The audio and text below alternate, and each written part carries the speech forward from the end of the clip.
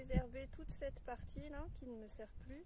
Et alors j'ai eu la surprise de voir au bout là-bas que le melon refait un petit melon. Alors comme on a encore des températures quand même assez douces l'après-midi, je vais tenter l'expérience de le laisser, on verra bien. J'y crois pas trop parce qu'on descend quand même à 4 degrés la nuit, mais bon, on verra bien.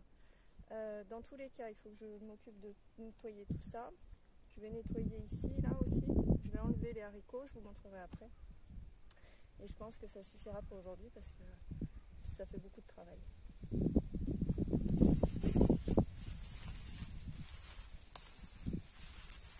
Donc là, je dépaille.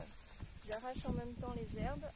Avec la grelinette, je soulève, donc c'est hyper facile à déraciner. Et ça se fait très rapidement.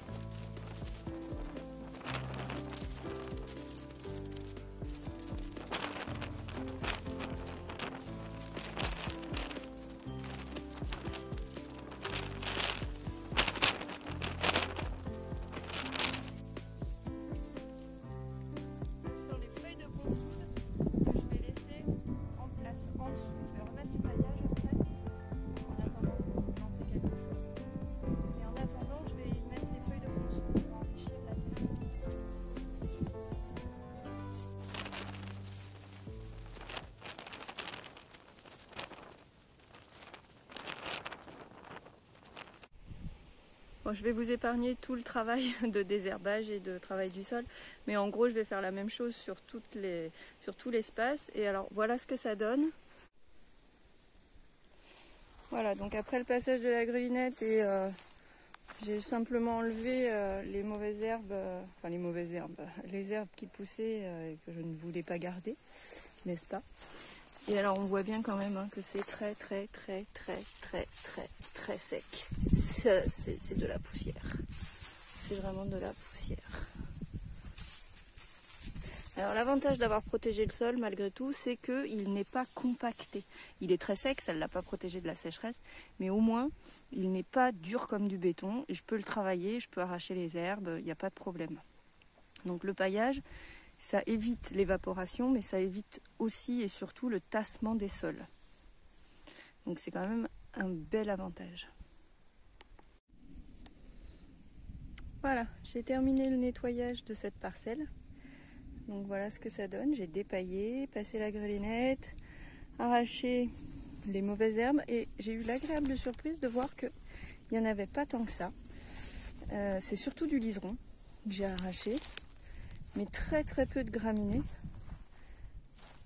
Aucune amarante, alors que l'année dernière c'était envahi d'amarante.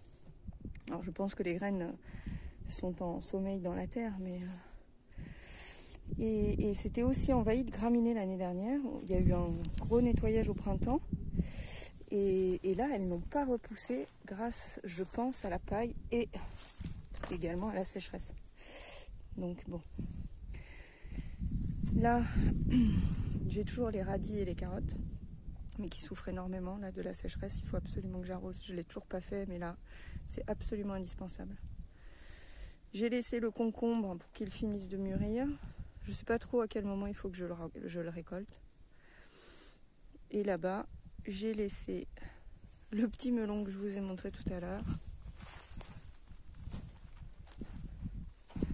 Bon, ça m'étonnerait que ça donne quoi que ce soit, mais pour l'instant, ça ne me gêne pas.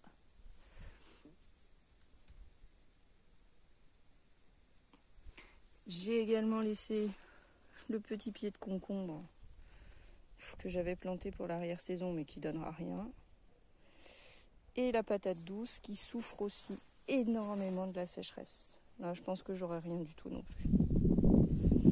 Donc j'ai laissé au sol les feuilles de consoude.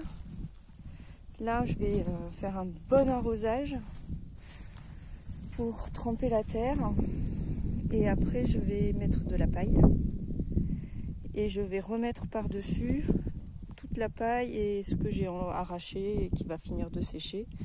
les haricots que j'ai arrachés aussi. Et puis tout ça va passer l'hiver. Si je veux faire des semis, il me suffira d'écarter la paille ou de l'enlever, de faire mes semis et éventuellement de remettre la paille par-dessus une fois que les semis auront levé.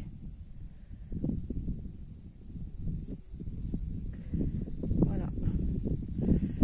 Il va falloir que je dépaille également l'espace des pommes de terre derrière, là-bas. Et j'ai décidé que j'allais y mettre de l'engrais vert. Je vais y semer de la moutarde pour enrichir et finir de nettoyer la parcelle. Et puis après, il faudra s'occuper de la serre et de l'autre côté avec les tomates. Je pense que j'ai de quoi ne pas m'ennuyer.